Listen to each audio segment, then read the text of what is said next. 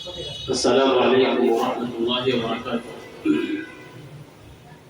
الحمد لله رب العالمين، والصلاة والسلام على أشرف الأنبياء والمرسلين وعلى آله وأصحابه ومن تبعهم بإحسان إلى يوم الدين. وبعد، أعوذ بالله من الشيطان الرجيم. بسم الله الرحمن الرحيم. قال الله سبحانه وتعالى: نحن نقص عليك نبأهم بالحق إنهم فتية آمنوا بربهم وزدناهم هدى. শুরুতেই প্রশংসা জ্ঞাপন করছি মহান রব্বুল আলামিনের, যে মহান রব্বুল আলামিন আজকে ইসলামিক লাইব্রেরি মৌলভীবাজারের উদ্যোগে সুন্দর একটি বার্ষিক হালাকা বা এই প্রোগ্রামের আয়োজন করার ব্যবস্থা করার আল্লাহ আমাদেরকে তৌফিক দিয়েছেন, এবং সাথে সাথে এখানে এই অঞ্চলে এই শহরে অসংখ্য মানুষ, অসংখ্য আল্লাহ তাআলার বান্দা রয়েছে। তাদের মধ্য থেকে চয়ন করে বাছাই করে আমাদের কয়েকজন যুবককে আজকে এখানে এসে উপস্থিত হওয়ার তৌফিক দান করেছেন। এই জন্য আমরা সেই রবের শুকরিয়া জ্ঞাপন করছি, আলহামদুলিল্লাহ। অতঃপর সালাত এবং সালাম বর্ষিত হোক প্রিয় রাসূলের প্রতি, যে রাসূল সাল্লাল্লাহু আলাইহি সাল্লাম তিনি তার সকল প্রকার সকল প্রকার আরাম আয়েশকে সবকিছু বর্জন করে এমনকি নিজের শরীরে রক্ত ঝরিয়েছেন ইসলামকে প্রচার করার জন্য, ইসলামকে মানুষের কাছে পৌঁছে দেওয়ার জন্য, মানুষকে তার যাতে করে তার উম্মাহরা কল্যাণ প্রাপ্ত হয়, যাতে করে তারা জান্নাতের পথে আসতে পারে। এই জন্য যে রাসূল সাল্লাল্লাহু আলাইহি সাল্লাম তার সর্বস্ব তিনি দিয়ে গেছেন, সেই রাসূলের প্রতি আওয়াজে সালাত এবং সালাম আল্লাহুম্মা সাল্লি আলাইহি আল্লাহুম্মা বারিক আলাইহি। প্রিয় মুসলিম ভাই ও বন্ধুগণ, আজকে আপনারা শুনেছেন আগে যে আজকের নির্ধারিত বিষয় হচ্ছে আসহাবে কাহাফের ঘটনা এবং আমাদের শিক্ষা। কাহাফের ঘটনা, এই কাহাফ অবশ্যই একটি গুরুত্বপূর্ণ একটি ঘটনা, যার কারণে এই ঘটনাকে কেন্দ্র করে মহান আল্লাহ তাআলা কোরআনুল কারীমের মধ্যে একটি সূরা অবতীর্ণ করেছেন। আর এই ঘটনা, এই সূরা অবতীর্ণ হওয়ার একটা খুব চমৎকার একটা প্রেক্ষাপট আছে, যেটা বিভিন্ন তাফসীরে বর্ণিত হয়েছে। তো আমরা ঘটনা শুরু করার আগে একটু ভূমিকা স্বরূপ ওই ঘটনাটা একটু আগে আলোচনা করি, তারপরে ইনশাআল্লাহ আমি কাহাফের ঘটনা দেখব ইনশাআল্লাহ। রাসূল সাল্লাল্লাহু আলাইহি সাল্লাম তিনি আল্লাহ তাআলার পক্ষ থেকে যখন রিসালাত প্রাপ্ত হলেন, রিসালাত প্রাপ্ত হয়ে তিনি দ্বীনের কাজ প্রচার করা শুরু করলেন, মানুষদের মাঝে তাওহীদের দাওয়াত দেওয়া শুরু করলেন।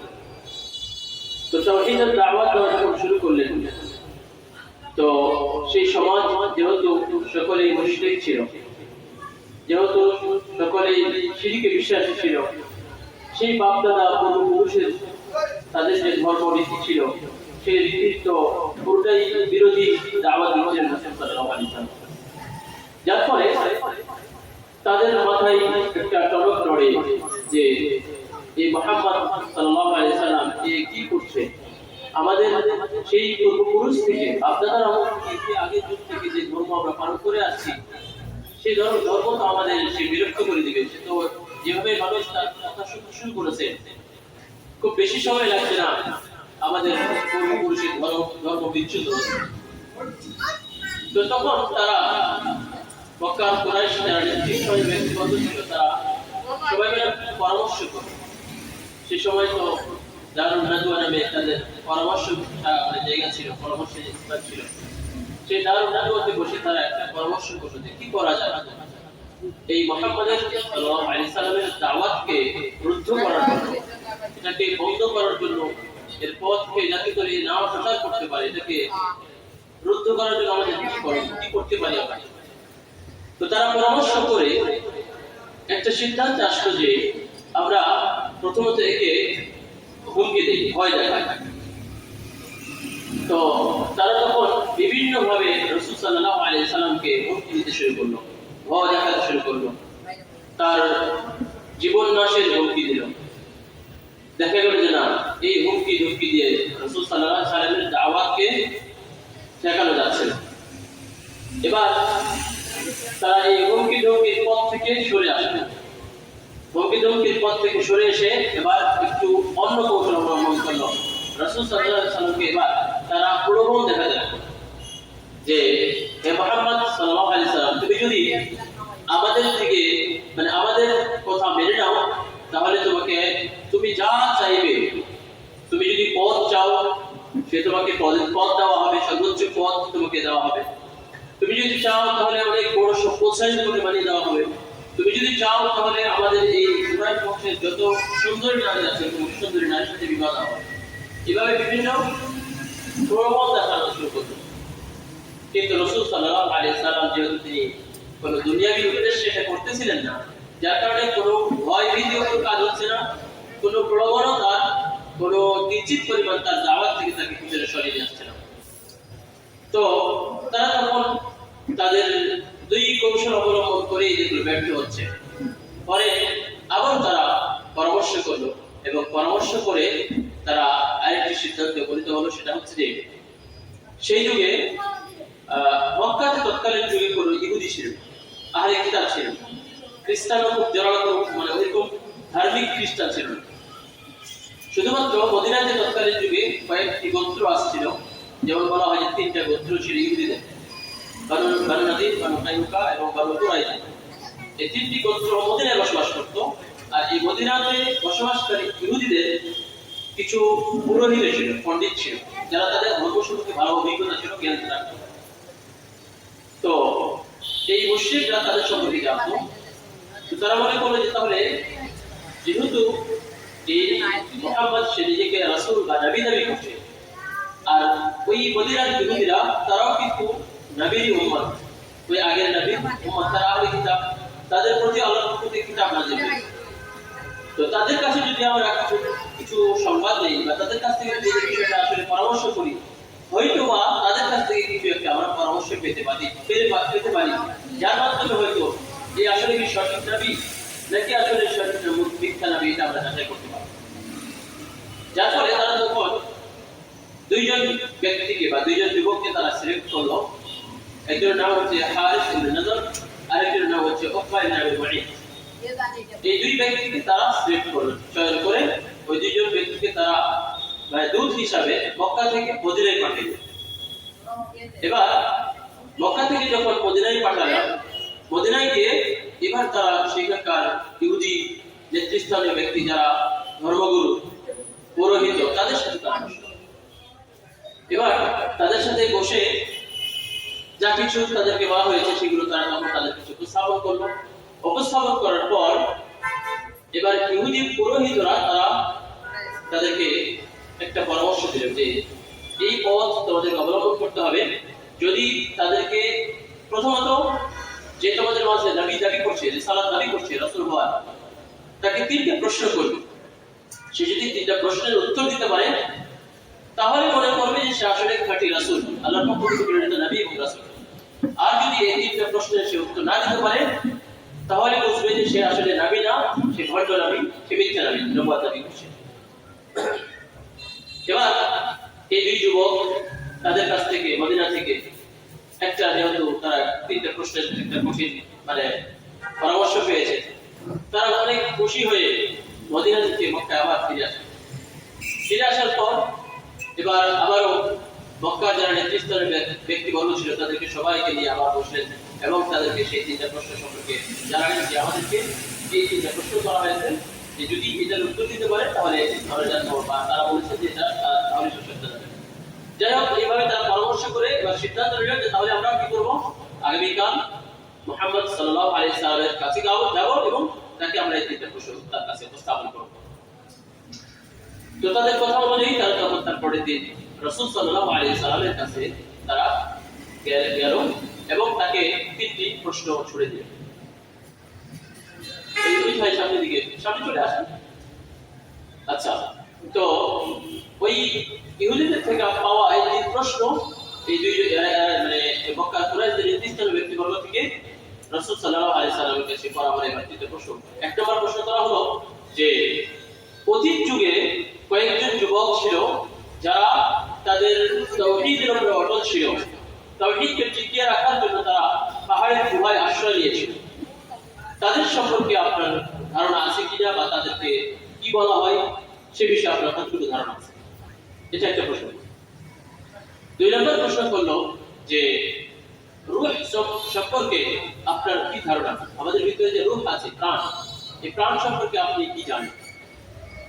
তিন নম্বর প্রশ্ন হলো যে পুরো পৃথিবীব্যাপী একজন শাসক ছিল, যে শাসককে আল্লাহ তাআলা ক্ষমতা দিয়েছিলেন যে সে সূর্যোদয় এবং সূর্যাস্ত পর্যন্ত পূর্ব পশ্চিম উত্তর দক্ষিণ সকল পৃথিবীর সকল স্থানে এসে তিনি ভ্রমণ করেছেন। এমন একজন বাদশাহ ছিলেন, সেই বাদশার নাম কি বা তার সম্পর্কে আপনার কি জানা আছে? এই তিনটি প্রশ্ন রাসূল সাল্লাল্লাহু আলাইহি সাল্লামকে এরা করলেন। রাসূল সাল্লাল্লাহু আলাইহি সাল্লাম যেহেতু পৃথিবীর কোন শিক্ষকের কাছ থেকে তিনি শিক্ষা অর্জন করেন, তার কোনো পৃথিবীর কোনো মানুষ তার কাছে না, কোনো শিক্ষক ছিলেন, কোনো প্রাতিষ্ঠানিক শিক্ষা আসলে ছিল না, কোনো প্রতিষ্ঠানে গিয়ে রাসূল সাল্লাল্লাহু আলাইহি সাল্লাম তিনি শিক্ষা অর্জন করেন।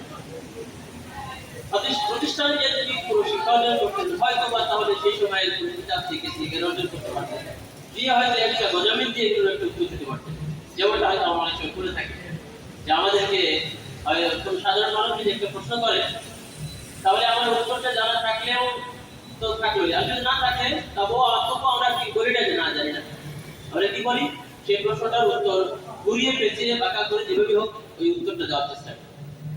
কিন্তু তিনি তো নবী, তিনি তো রাসূল, তিনি তো নিজের পক্ষ থেকে কোনো উত্তর দিতে পারেন না। আর যেহেতু তার কোনো ধর্মীয় যেহেতু তার কোনো প্রাতিষ্ঠানিক তিনি কোনো ব্যক্তির কাছ থেকে পৃথিবীর কোনো মানুষের কাছ থেকে জ্ঞান অর্জন করেন, সেহেতু তার এই তিনটি প্রশ্নই ছিল খুব জটিল প্রশ্ন, এবং এটা হচ্ছে অতীত ইতিহাসের সাথে সম্পৃক্ত প্রশ্ন। ইতিহাস পড়া যদি না থাকে তাহলে তো সেই উত্তর দেওয়া মানে কঠিন, এটা অসম্ভব প্রশ্ন দেওয়া। যার ফলে রাসূল সাল্লাল্লাহু আলাইহি সাল্লাম তিনি তাদের কাছে সময় চাইলেন যে আমাকে আগামীকাল পর্যন্ত সময় দেন, আপনারা আগামীকাল আসেন, আমি আবার আগামীকাল আপনাদেরকে এই তিনটি প্রশ্নের উত্তর দিব। যেভাবে তিনি তাদের কাছ থেকে সময় নেন। তো এরপরে তাদেরকে সময় নেওয়ার পরে ওই ব্যক্তিরা তখন এখান থেকে বিদায় নিলেন। রাসূল সাল্লাল্লাহু আলাইহি সাল্লাম তিনি অপেক্ষা করছিলেন যে এই তিন প্রশ্নের উত্তর আল্লাহ তাআলার পক্ষ থেকে তাকে জানানো হবে। তো তিনি অপেক্ষা করছেন, কিন্তু অপেক্ষার প্রহর শেষ হচ্ছে, কিন্তু কোনো ওহী আল্লাহ তাআলা থেকে আসছে না।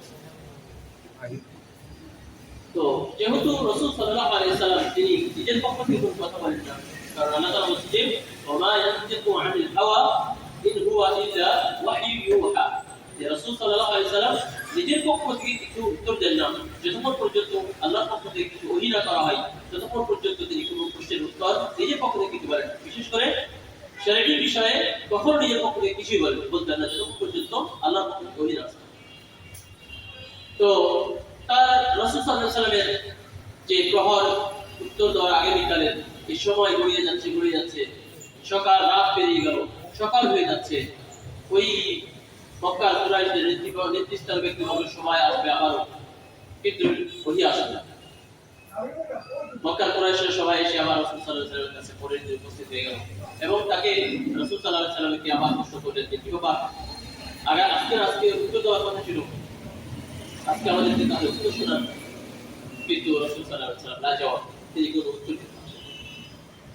যেহেতু আল্লাহর পক্ষ থেকে কোনো প্রশ্নের উত্তর দেওয়া হয় নাই, যার কারণে রাসূল সাল্লাল্লাহু আলাইহি সাল্লাম চুপ ছিলেন। রাসূলের চুপ থাকা দেখে, যেহেতু তারা রাসূলকে সম্মান করার যে উদ্দেশ্য ছিল তাদেরকে তো তাদের উদ্দেশ্য ছিল রাসূলকে চুপ করানো, যা লাজবাব করা, তাকে অপমান অপদস্থ করা। তো যেহেতু একটা সুযোগ পেয়েছে, তারা তখন বিভিন্ন ভাবে রাসূল সাল্লাল্লাহু আলাইহি সাল্লামকে অপমানমূলক কথা বলে তারা সেই দিনের মধ্যে বিদায় নিলেন। রাসূল সাল্লাল্লাহু আলাইহি সাল্লাম অপেক্ষা করতে থাকলেন। তারপরের দিন তাদেরকে আবারও ডাকলেন যে আগামীকাল আসেন, আগামীকাল করতেন। ঠিক একইভাবে রাসূল সাল্লাল্লাহু আলাইহি সাল্লাম আল্লাহ তাআলার কাছে আশা করছিলেন যে আল্লাহর পক্ষ থেকে জিবরীল আলাইহিস সালাম ওহী নিয়ে আসবেন সেই দিন। কিন্তু পরের দিন দেখা গেল একই অবস্থা। পরের দিনও জিবরিল আলাইহিস সালাম মানে আল্লাহর পক্ষ থেকে উত্তর নিয়ে আসেন। পরের দিন এইভাবে প্রহার করতে করতে প্রহার শেষ হয়ে গেল। পরের দিন আবার সেই শত্রুরা সবাই সব শেষ হয়ে গেল। এইভাবে করতে করতে সেই দিনও তারপরে তিনি উত্তর দিতে পারলেন না, যেহেতু আল্লাহর পক্ষ থেকে ওহী আসেন। এইভাবে তাফসীর ইবনে কাসীর রাহিমাহুল্লাহ তিনি তাফসীর ইবনে কাসীর বলছেন যে এইভাবে যেতে যেতে প্রায় 15 দিন এইভাবে অতিবাহিত হয়ে গেল। কাফেররা রাসূল সাল্লাল্লাহু আলাইহি ওয়াসাল্লামকে বিভিন্ন ভাবে কথার মাধ্যমে তাকে কষ্ট দিতে শুরু করলো, বিভিন্ন ভাবে কটু কথা বলতে শুরু করলো, অপমানজনক কথা বলতে শুরু করলো। বিভিন্ন ভাবে রাসূল সাল্লাল্লাহু আলাইহি ওয়াসাল্লাম অনেক ব্যথিত হচ্ছিলেন, অনেক কষ্ট পাচ্ছিলেন যে এটা কি হচ্ছে। কিন্তু তার তো ভিতরে আল্লাহর উপরে অবশ্যই পরিপূর্ণ আস্থা আছে, কারণ তিনি তার মিথ্যার নবী না, তিনি আল্লাহর পক্ষ থেকে প্রেরিত রাসূলের নবী। তার পরিপূর্ণ বিশ্বাস আছে যে অবশ্যই এর উত্তর আমাকে আল্লাহ দিবেন। কিন্তু কেন দিচ্ছেন না এটার কিন্তু তিনি কেন মানে প্রকৃত অর্থটা বুঝতে পারছিলেন না, যে আমি তো অবশ্যই না, আমি তো অবশ্যই রাসূল, কিন্তু আমার পক্ষ থেকে উত্তর আসছে না। তিনি এই বিষয়টি নিয়ে অনেক পীড়িত মানে অনেক ব্যথিত হন, অনেক কষ্ট পাচ্ছিলেন। আর সাথে সাথে তো কাফেরদের বিভিন্ন কটু কথা আছে, সব নিয়ে রাসূল সাল্লাল্লাহু আলাইহি ওয়াসাল্লাম এভাবে অপেক্ষা করতেছিলেন। 15 দিনের দিন, তাফসীরে বলা হচ্ছে 15 দিনের দিন আল্লাহ তাআলার পক্ষ থেকে জিবরিল আলাইহিস সালাম উত্তর নিয়ে আসলেন এবং তিনি সূরাতুল কাহফ দিয়ে অবতীর্ণ হলেন। তো সেখানে আল্লাহ তাআলার পক্ষ থেকে রাসূল জিবরিল আলাইহিস সালাম তিনি এসে রাসূল সাল্লাল্লাহু আলাইহি ওয়াসাল্লামকে বললেন যে ওয়ালা তাকুলান্না লিশাইইন ইন্নী ফাইলু যালিকা গাদা। রাসূল, আপনি আগামী কালের জন্য, ভবিষ্যতের জন্য কিছু করবেন বলে যখন বলবেন, তখন ইনশাআল্লাহ না বলে বলবেন না। তাই বলছি যে ওয়ালা তাকুলান্না লিশাইইন ইন্নী ফাইলু যালিকা গাদা, আপনি যখন কোনো বিষয়ে সামনে কাল, আগামী কাল কিছু করবেন বলে ইচ্ছা পোষণ করবেন, তখন তার সাথে আল্লাহ চাহে তো এই কথা বলবেন, ইনশাআল্লাহ শব্দটা যুক্ত করে বলবেন। তাছাড়া এইভাবে আগামী কালের জন্য কোনো কথা বলবেন। তো এই আয়াত অবতীর্ণ করে আল্লাহ তাআলা রাসূল সাল্লাল্লাহু আলাইহি ওয়াসাল্লামকে শিখিয়ে দিলেন যে আগামীকাল ভবিষ্যতে কিছু করতে হলে অবশ্যই আমাদের তার সাথে কি বলতে হবে, তাহলে ইনশাআল্লাহ বলতে হবে।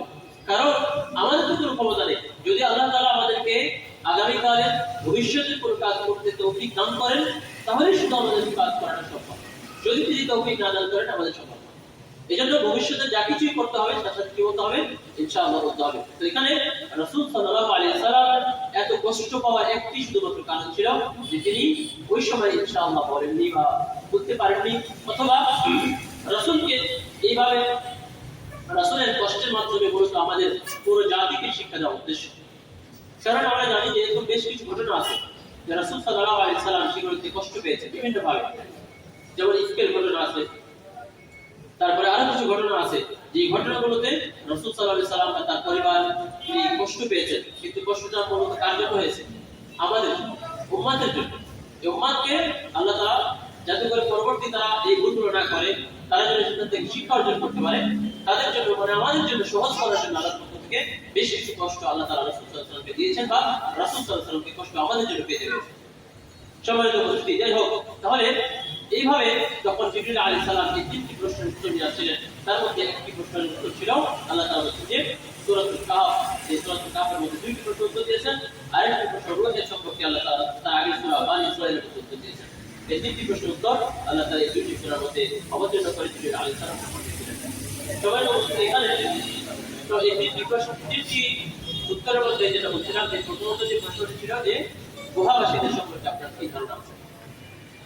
সেই গুহাবাসীদের সম্পর্কে আসহাবে কাহাফ যাদেরকে বলা হয়, কাহাফ মানে গুহা বা মানে গর্ত, সেখান থেকে সেই গর্তে যারা আশ্রয় নিয়েছিলেন তাদেরকে বলা হয় সাহিব বা আসহাব, বহুবচন এটা। সেই হিসাবে বলা হচ্ছে আসহাবুল কাহাফ, অর্থাৎ গুহাবাসী যারা গুহাতে অবস্থান করেছেন। তো তাদের উপর আল্লাহ তাআলা নিজেই বলছেন যে আমি তাদের ব্যাপারে আমি তোমাদেরকে বর্ণনা দিচ্ছি। আল্লাহ বলছেন নাহনু নাকুসু আলাইকা নাবাহুম বিল হক, আমি তোমাদেরকে বা আমরা আল্লাহ তাআলা যদিও একজন একক, কিন্তু অনেক সময় তিনি বহুবচনের শব্দ ব্যবহার করেন নিজের ক্ষেত্রে। এটা তাফসীর কারকরা বলছেন এটা সম্মানের ক্ষেত্রে তিনি এটা অনেক সময় নাহনু শব্দ ব্যবহার করেন। যাই হোক, আল্লাহ বলছেন যে নাহনু নাকুসু আলাইকা নাবাহুম বিল হক, আমরা তোমার কাছে যথার্থ রূপে সেই আসহাবুল কাহফের ঘটনা তুলে ধরছি। ইন্নাহুম ফিতয়াতুন আমানু বিরাব্বিহিম ওয়াজিদনাহুম হুদা। আল্লাহ বলছেন যে তারা ছিল কয়েকজন যুবক যারা ঈমান এনেছিল, যারা তাওহীদের পথে টিকে ছিল, যার ফলে আমি তাদের সঠিক পথের উপরে টিকে থাকার শক্তিকে বৃদ্ধি করে দিয়েছিলাম। তারা ঈমানদার ছিল, যার ফলে তাদের ঈমানকে আমি আরো মজবুত করে দিয়েছিলাম, শক্তিশালী করে দিয়েছিলাম। সম্মানিত উপস্থিতি, তো এই কয়েকজন যুবক ছিল এই ব্যাপারে অনেক ইখতিলাফ আছে, যদিও কোরআনের মধ্যে ওই সময়ে যে ইখতিলাফের কোরআনের মধ্যে আল্লাহ তাআলা ওইভাবেই তৈরি করেছেন। সেখানে বলা হচ্ছে যে 3 জন আর তার সাথে একটি কুকুর ছিল দিয়ে 4 জন, অথবা তারা ছিল 5 জন এবং তার সাথে ছিল একটি কুকুর দিয়ে 6 জন, অথবা তারা ছিল 8 জন এবং তার সাথে কুকুর দিয়ে 9 জন। তবে প্রকৃত সংখ্যা কতজন ছিল এটা আল্লাহ তাআলা জানেন, আল্লাহ তাআলা শেষে বলেছেন। অর্থাৎ সংখ্যাটা আমাদের জন্য কোনো গুরুত্বপূর্ণ বিষয় নয়, মূলত তাদের যে কার্যকলাপ সেটা হচ্ছে আমাদের জন্য শিক্ষার বিষয়, যার কারণে আল্লাহ তাআলা তাদের সংখ্যাটাকে অতটা গুরুত্ব দেন। যাই হোক, তো এই যুবকদের তারা কখন এই ঘটনাটা কখন ঘটেছিল সেই ঘটনার ব্যাপারে তাফসীরে বলা হচ্ছে যে এটা ঈসা আলাইহিস সালামের পৃথিবীতে আগমনের আগের ঘটনা। অর্থাৎ আমাদের নবীর আগে যে নবী ঈসা আলাইহিস সালাম এসেছেন, ঈসা আলাইহিস সালামের আগে যে সকল নবীরা অতিবাহিত হয়ে গেছেন, সেই আগের কোনো এক সময়ে এই ঘটনা ঘটেছিল। তো সেই সময়ে যেই রাষ্ট্রের মধ্যে বা যেই দেশে এই ঘটনা ঘটেছিল, সেই দেশের যিনি রাষ্ট্রপ্রধান ছিলেন তিনি কঠোর মূর্তি পূজক ছিলেন, কঠোর তিনি বিধর্মী ছিলেন, মানে খুব কঠোর তিনি ইসলাম সেই সময়ের যে ধর্ম ছিল, অর্থাৎ সেই সময়ের ধর্ম যদি আমরা মনে করি তাহলে আহলে কিতাব অর্থাৎ ইহুদি ধর্ম সেই সময়ে ছিল, রাসূল মুসা আলাইহিস সালাম অথবা অন্য কোনো বনী ইসরাঈলের ধর্ম। তো সেই সময়ের সঠিক ধর্মের তারা তাওহীদের কঠোর বিরোধী ছিল সেই সময়ের সরকার ছিল। তার নাম হিসাবে ইবনে কাসির রাহিমাহুল্লাহ দাতিয়াদুস হিসাবে নাম করেছেন, তার নাম ছিল দাতিয়াদুস। তবে পরিপূর্ণভাবে কি নাম ছিল আল্লাহ তাআলা জানেন। তো সেই সময়ের বাদশা এবং সেই দেশের সকল মানুষ সেই ধর্মে দীক্ষিত ছিল, অর্থাৎ তারা ছিল সকলে আল্লাহ বিরোধী, আল্লাহ দ্রোহী, তারা ছিল মূর্তি পূজক এবং তারা ছিল তাগুতে বিশ্বাসী। এরই মাঝে আল্লাহ তাআলা মাত্র কয়েকজন যুবককে তার তাওহীদের উপর টিকে থাকার তৌফিক দিয়েছেন। অবশ্যই এটা একটি কঠিন বিষয় যে পুরো সমাজ যখন নদীর অনুকূলে বয়ে যাচ্ছে, আপনি যখন তার প্রতিকূলে মাত্র কয়েকজন প্রতিকূলে যাবেন, তখন এটা অবশ্যই একটি অনেক কঠিন একটা বিষয়। তো এই কয়েকজন যুবক, এই যুবকদের সংখ্যা সর্বোচ্চ 9 জন হবে, 9 জনের বেশি না। কারণ এখানে আল্লাহ তাআলা যে শব্দটা ব্যবহার করেছেন তৃতীয়ত, এই শব্দটাকে আরবি ব্যাকরণের ক্ষেত্রে লেখা হয় জুমআ কিল্লাহ, আর জুমআ কিল্লাহের সর্বোচ্চ সংখ্যা হয় সর্বোচ্চ হচ্ছে 9 জন। তো সেই হিসাবে এই যুবকদের সংখ্যা ছিল সর্বোচ্চ 9 জনের উপরে। তো এই মাত্র 9 জন যদি আমরা ধরি, তাহলে 9 জন বা 8 জন এই কয়েকজন যুবক শুধুমাত্র সেই পুরো দেশের মধ্যে তাওহীদের উপর অটল ছিল, বাকি সবাই ছিল হচ্ছে ধর্মবিরোধী বা আল্লাহ বিরোধী, তাওহীদ বিরোধী। তো মহান আল্লাহ তাআলা এই কয়েকজন যুবক যেটা তাওহীদের উপরে ছিল, কিন্তু তারা যেহেতু পুরো দেশ একদিকে যাচ্ছে, তারা তা প্রকাশ্যে ইবাদত করতে পারবে না। প্রকাশ্যে তাওহীদের দাবি করলেও তাদের সমস্যা আছে, প্রকাশ্যে যদি তারা ইবাদত করা শুরু করে আল্লাহ তাআলার, তাহলেও তাদের সমস্যা আছে। যার কারণে তাফসীর গ্রন্থের মধ্যে বলা হচ্ছে যে তারা কি করলেন, তারা লোকালয় থেকে পৃথক হয়ে দূরে গিয়ে একটা জায়গায় তাদের ইবাদতের একটা স্থান নির্ধারণ করলেন, যেখানে গিয়ে তারা গোপনে কি করতেন, ইবাদত করে আসতেন। আর আগে যদি যেহেতু আমাদের মধ্যে এই 5 ওয়াক্ত নামাজের ব্যবস্থা ছিল, এই সিস্টেমে ইবাদত ছিল না।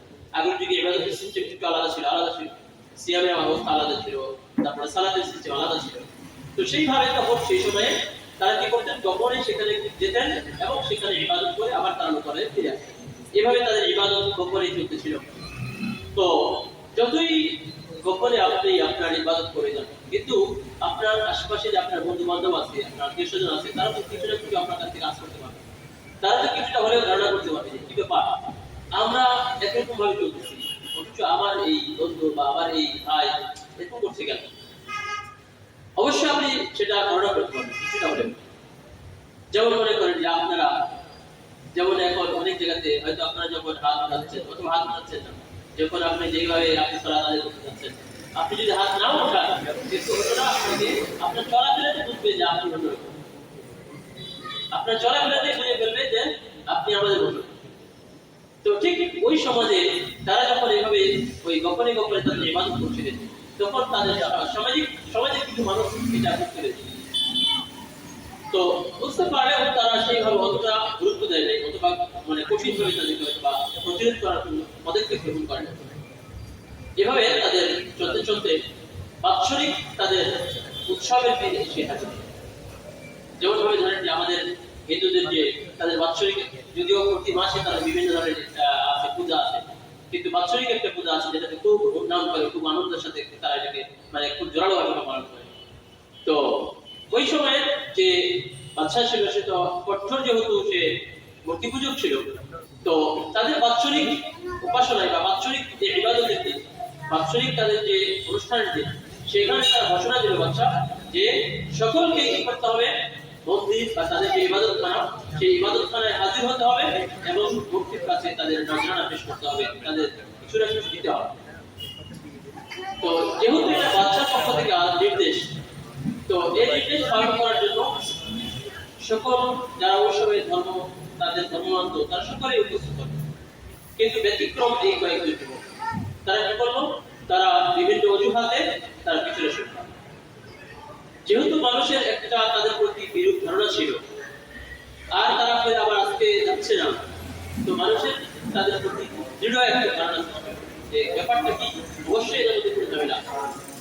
তো তারা তখন বাচ্চার তাদের মধ্যে থেকে কোন মানুষ, তাদের আত্মীয় স্বজনের মধ্যে থেকে একজন ব্যক্তি তখন বাচ্চার তাদের বিষয়টা জানিয়ে যে আমাদের এলাকাতে কয়েকজন যুবক আছে, যে যুবকরা আপনার নির্দেশ অমান্য করে তারা আপনার বাড়িতে থেকে গেছে, তারা কোথাও যায় না, কোনো ভর্তির কাছেও যায় না, কিছু তারা নজরানাও পেশ করে না, কোনো নজরানাও পাঠায় না, তারা তাদের অবস্থানে রয়েছে। এবার বাচ্চার পক্ষ থেকে ওই যুবকদেরকে বাচ্চার দরবারে ডাকা হয়।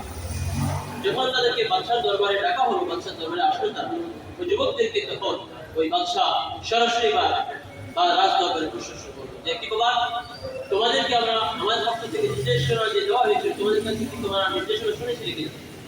তারা বলছে হ্যাঁ শুনেছি। তখন তারা বলছে তাহলে কেন তোমরা উপস্থিত হওনি কেন? এবার তারা যেহেতু বাদশার কথা মানেনি, বাদশা অবশ্যই তাদের প্রতি অনেক ক্ষিপ্ত আছে, তারপরেও তারা যখন তাদের কথা এবার উপস্থাপন করেন, আল্লাহ তাআলা তাদের কথাগুলোকে কোরআন কারীমের মধ্যে ফিচার করে দিয়েছেন। আল্লাহ বলছে যে রাবাতনা আলা কুলুবিহিম ইয ক্বামু ফাকালু রাব্বুনা রাব্বুস সামাওয়াতি ওয়াল আরদ। এই যুবকরা যখন বাদশার সামনে আসলো, বাদশার সামনে তারা তো জেনেই আছে যে আমরা বাদশার সামনে যাচ্ছি, তার মানে কি, হয় আমাকে আমার ধর্ম ত্যাগ করতে হবে, আর না হলে আমাকে একেবারে অবিচল থাকতে হবে আমার তাওহীদের। তারা এটা মেনেই তারা বাদশার সামনে এসেছে। আল্লাহ বলছেন যে রাবাতনা আলা কুলুবিহিম, তারা যেহেতু তাওহীদের উপর অটল ছিল, এতটা প্রতিকূল পরিবেশে, এই জন্য আমি তাদের অন্তরকে আরো শক্তিশালী করে দিলাম, তাদের অন্তরকে আরো অবিচল করে দিলাম, তাদের ঈমানকে আরো সুদৃঢ় করে দিলাম, মজবুত করে দিলাম।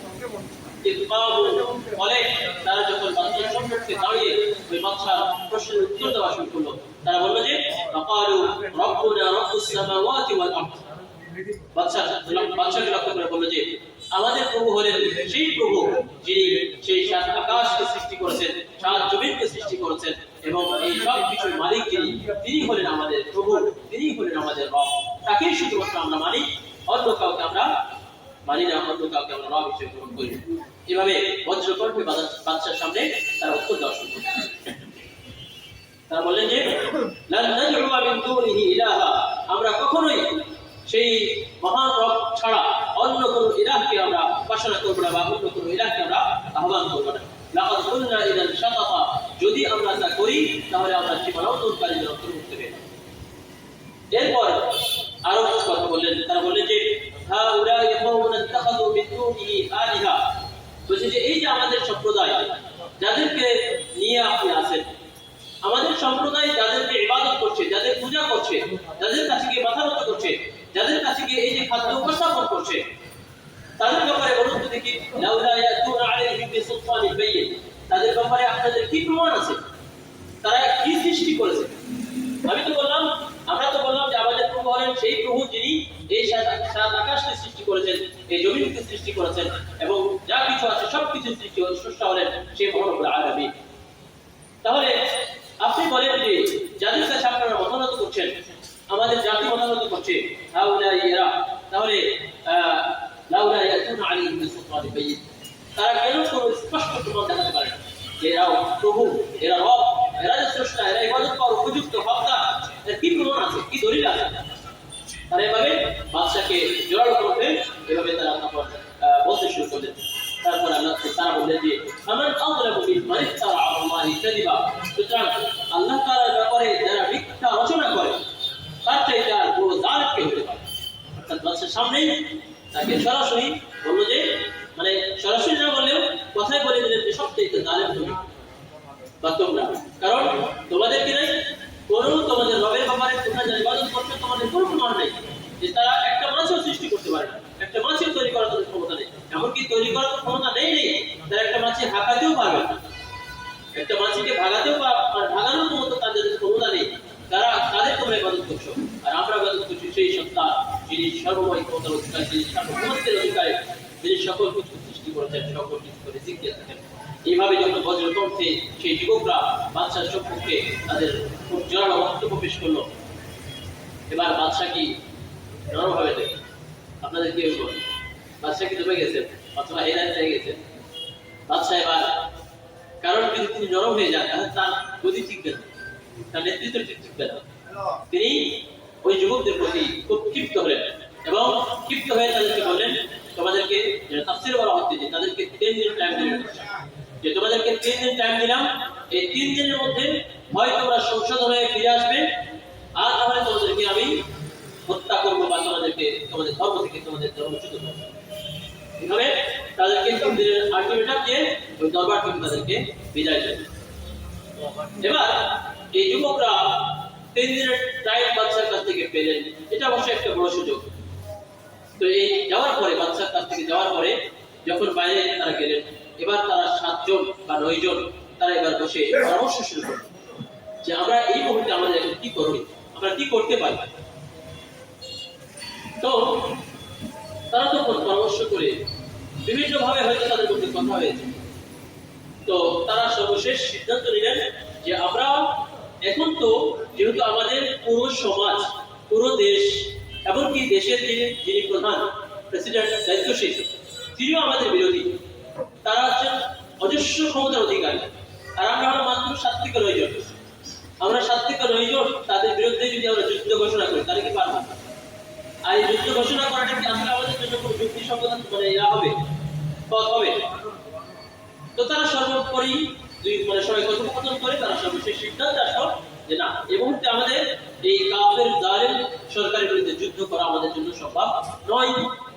সুতরাং আমাদের কি করতে হবে? তাহলে নিজেদেরকে আমাদের তাওহীদের উপরে, আমাদের তাওহীদকে টিকিয়ে রাখতে হলে, আমাদের তাওহীদের উপরে আমাদেরকে নিজেকে রক্ষা করতে হলে আমাদেরকে এই সমাজ ত্যাগ করে চলে যেতে হবে।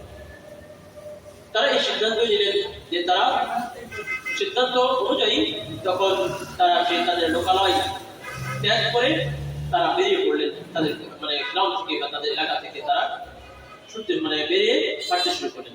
এবং তারা আল্লাহ তাআলার কাছে শুধু যে হাঁটতে শুরু করলেন এমনটি নয়, বরং আল্লাহর কাছে দোয়া করলেন। আল্লাহ বলছেন যে إذ أوى الفتية إلى الكهف فقالوا ربنا آتنا من لدنك رحمة وهيئ لنا من أمرنا رشدا। যে এই যুবকরা যখন হাঁটতে হাঁটতে গিয়ে একটা পর্যায়ে গিয়ে তারা মানে একটা পাহাড়, এবং পাহাড় দেখলে পাহাড়ের একটা গর্ত, সেখানে গিয়ে তারা আশ্রয় গ্রহণ করলেন এবং সেখানে আল্লাহর কাছে দোয়া করলেন যে রব্বানা, হে আমাদের প্রভু, হে আমাদের রব, আতিনা মিন লাদুনকা রাহমা, তুমি তোমার পক্ষ থেকে আমাদের প্রতি দয়া করো, আমাদেরকে করুণা করো, আমাদের প্রতি রহমত করো। যদি তুমি আজকে আমাদের প্রতি রহমত না করো তাহলে আমরা আমাদের তাওহীদ, আমাদের এই দ্বীনকে নিয়ে আমরা দিতে পারবো। ওয়াহাইয়্যিন লানা মিন আমরিনা রাশাদা, হে প্রভু আমাদের জন্য আমরা যদি সঠিক পথে চলতে পারি আমাদের পথকে তুমি সহজ করে দাও, আমাদের কার্যগুলোকে তুমি সহজ করে দাও। এভাবে আল্লাহ তাআলা খুব মানে নমনীয়তার সাথে খুব কায়মন বাক্যে আল্লাহর কাছে দোয়া করে। আল্লাহ তাআলা তাদের অবশ্যই দোয়া কবুল করবেন, কারণ গোটা পৃথিবীর মধ্যে তখন তারাই মাত্র কয়েকজন যুবকই শুধু আল্লাহর ইবাদতের মধ্যে একনিষ্ঠভাবে তাওহীদের উপর প্রতিষ্ঠিত আছে, যার ফলে আল্লাহ তাআলা তাদের দোয়াকে কবুল করে নেন, সাথে সাথে তাদের দোয়া কবুল করে নেন। তাদের দোয়া কবুল করে আল্লাহ তাআলা বলেন ফাদারাবনা আলা আযানিহিম ফিল কাহফি সিনিনা আদাদা। আল্লাহ বলেন যে আমি তাদের সেই যুবকদের ঘুমিয়ে দিলাম কয়েক বছরের জন্য, তাদের কানে আমি পর্দা এনে দিলাম যে তাদেরকে ঘুমিয়ে দিলাম। ওই যুবকরা সেখানে ঘুমিয়ে পড়লেন।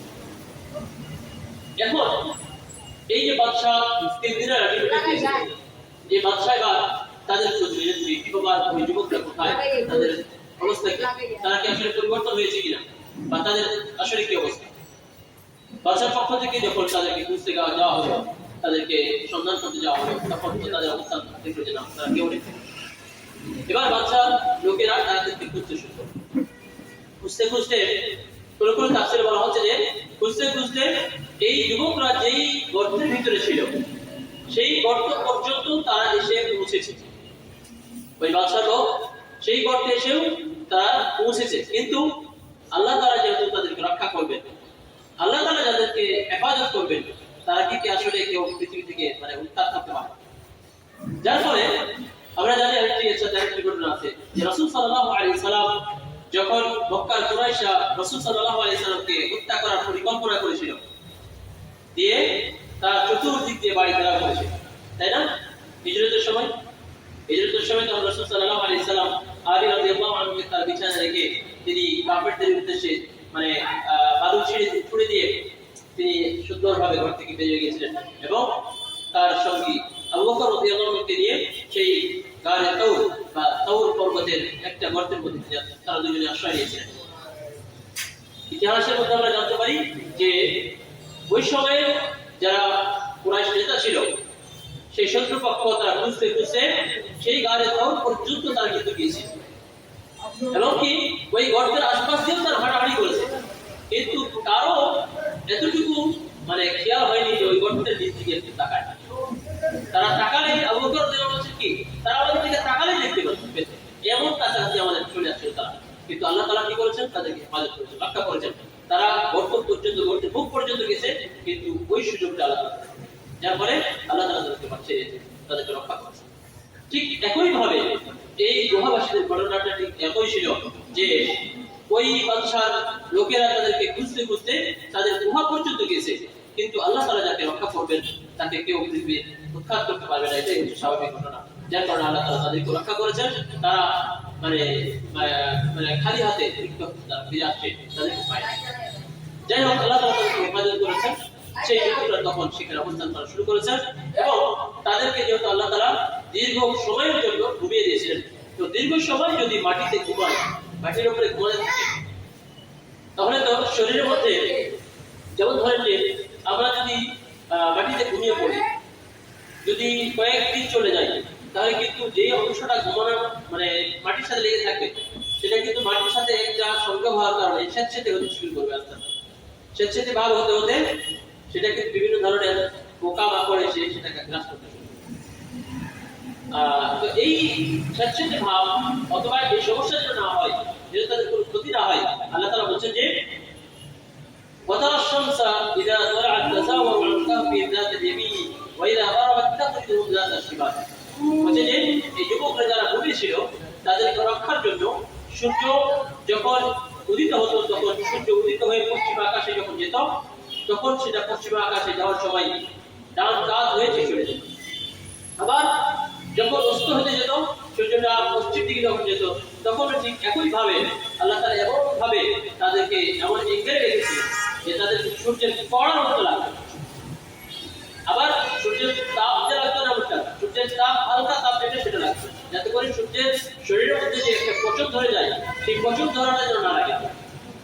এই জন্য এমন একটা সুন্দর একটা ব্যবস্থা করেছেন আল্লাহ তাআলা যে সূর্য যখন উদিত হয়ে পশ্চিম আকাশের দিকে যেত, তখন সূর্যটা যেভাবে যেত সেই ডান দিকে কাত হয়ে চলে যেত, আবার যখন সূর্য ডুবতে যেত তখন সেভাবে বাম দিকে কাত হয়ে চলে যেত।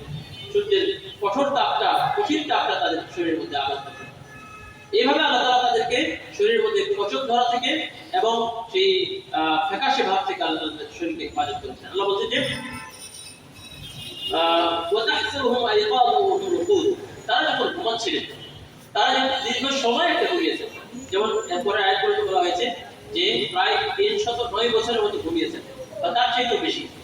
এটা ওই সময়ের অভিমান উল্লেখ করছেন আল্লাহ তাআলা, কিন্তু আল্লাহ তাআলা শেষ এসে বলছেন যে আল্লাহ তাআলা ভালো জানেন যে তারা আসলে কতদিন ঘুমিয়েছে। দীর্ঘ সময় ঘুমিয়েছেন এ ব্যাপারে এটা নিশ্চিত।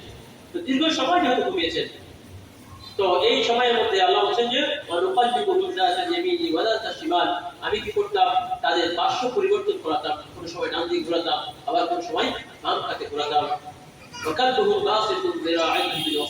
আর তাদের সাথে যে কুকুরটা ছিল, এই কুকুরটাও সেই দরজার সামনে তার পা প্রসারিত করে তাদের সাথেই ঘুরেছিল, অর্থাৎ তাদের সাথে একটা কুকুর ছিল। আল্লাহ তাআলা তাদেরকে হেফাজত করার জন্য হোক আর যেভাবে হোক তাদের সাথে একটা কুকুর এসে তাদেরকে রক্ষা করে, তাদেরকে পাহারা দিতে বা যেভাবে হোক তাদের সাথে কুকুরটা ছিল, যেটা সরাসরি আল্লাহ তাআলা দিয়ে বলছেন। আল্লাহ রাসূল সাল্লাল্লাহু আলাইহি ওয়াসাল্লাম বলছেন যে লাবিত তালাত আলাইহিম লাওয়াল্লাইতা বিহিম ফিরাআন ওয়া লাউরিতা বিহিম মুলকা। হে রাসূল, ওই ব্যক্তিরা যখন ঘুমাচ্ছিল তাদেরকে যদি আপনি দেখতেন, আপনি যদি তাদেরকে উঁকি মেরে দেখতেন, তাহলে আপনি অত্যন্ত ভয় পেতেন এবং ভয় পেয়ে আপনি তাদের কাছ থেকে দৌড়ে পালাতেন। কেন? কারণ তারা অনেক তাফসীর কারকের এই অভিমত থেকে তাদের অভিমত হলো যে তারা যখন ঘুমাচ্ছিল তাদের চোখটা খোলা ছিল, মানে খোলার মতো আছে। অনেকে দেখে যে ঘুমালেও চোখের কিছু অংশ খোলা থাকে। অনেক তাফসীর কারক এটা বলেছে যে হতে পারে এরকম যে তারা যখন ঘুমাচ্ছিলেন তখন তাদের চোখটা কিছুটা খোলা ছিল, যার কারণে যুবকরা শুয়ে আছে, তো অথবা অন্য কোনো ব্যবস্থা, মানে অন্য কোনো ব্যবস্থা ছিল যার কারণে আল্লাহ বলছে যে হে রাসূল, যদি আপনি তাদেরকে দেখতেন তাহলে আপনি তাদেরকে দেখে ভয় পেয়ে যেতেন এবং ভয় আপনি দৌড়ে পারতেন। এমন একটা এই গেলে আল্লাহ তাআলা এই পাহাড়ের গুহার ভিতর থেকে রক্ষা করছেন, তাদের হেফাজত করছেন। এরপর আল্লাহ তাআলা বলছেন যে কাযালিকা ফাআলনাহুম লিয়াতাসাআলু বাইনাহুম, এরপর ওই যুবকদেরকে আমি ঘুম থেকে জাগ্রত করলাম, তাদের ঘুম ভেঙে গেল। হঠাৎ করে যখন ঘুম ভাঙলো, এবার তারা পরস্পরে বলাবলি শুরু করলো। তারা বলল এবার এই তারা কয়েকজন যুবক তারা এবার একে অপরকে জিজ্ঞাসা করা শুরু করলো যে আমরা কতদিন ঘুমিয়েছি আসলে। একজন বলল একজন বলল যে হয়তো বা একদিন ঘুমিয়েছি অথবা আধা দিন ঘুমিয়েছি, অর্ধেক দিন ঘুমিয়েছি। এরপর তারা একে অপরের যখন এভাবে খেলাপ শুরু করলো যে আসলে কতদিন ঘুমিয়েছি, কেউ বলে অর্ধেক দিন, কেউ বলে এক দিন। তো আসলে কি তারা একদিনে আর অর্ধেক দিন ঘুমিয়েছে? তারা তো এটা কখনো কল্পনাই করতে পারবে না যে আসলে কতদিন ঘুমিয়েছে, কারণ তাদের ঘুমানোর টাইমটা ছিল অনেক বেশি। একদিন দুই দিন তো নাই, 1 বছর 2 বছর না, বরং শত শত বছর আল্লাহ তাআলা তাদেরকে ঘুমিয়ে কাটিয়েছেন এবং এই ঘুমের মাঝেই তাদের খাবারের ব্যবস্থা করেছেন, যাতে করে তাদের ভিতরে কোনো প্রকারের ক্ষুধার অভাব না হয়। এভাবে তাদেরকে ওইভাবেই সংরক্ষণ করেছে। এরপর তারা সর্বশেষ সিদ্ধান্ত উপনীত হলো যে বলে যে তারা বলে যে না, আমরা আসলে কেউই বলতে পারবো না, সঠিক সিদ্ধান্ত দিতে পারবো না যে আমরা প্রতিদিন ঘুমিয়েছি। এখানে আমাদের প্রতিপালক তিনি ভালো জানেন যে আমরা প্রতিদিন ঘুমিয়েছি। এবার ঘুম থেকে যখন উঠলেন, ঘুম থেকে ওঠার পর, ঘুম থেকে জাগার পর তাদের পেটে ক্ষুধা অনুভব করতে শুরু করল। এতদিন তো ঘুমিয়েছিলেন, ঘুমন্ত অবস্থায় আল্লাহ তাআলা তাদেরকে ঘুমের মাধ্যমে খাবার দিয়েছেন, সেটা তো আল্লাহ তাআলা কিভাবে দিয়েছেন সেটা আল্লাহ। কিন্তু ঘুমার পর যখন আপনি জাগ্রত হয়ে গেছেন তখন তো আপনাকে মানে বাহ্যিক খাবার লাগবে, তখন তার ওই বহির খাবার লাগাতে বাহ্যিক খাবার লাগবে। এবার তারা তখন একজনকে সিলেক্ট করলেন যে একজন আমাদের মধ্যে থেকে শহরে যাবে এবং শহর থেকে সে খাবার নিয়ে আসবে। তো তারা সেখানে যে যাবে তাকে বলে দিলেন কয়েকটা বিষয়, তাকে বলেন এই বিষয়গুলো আমাদের জন্য।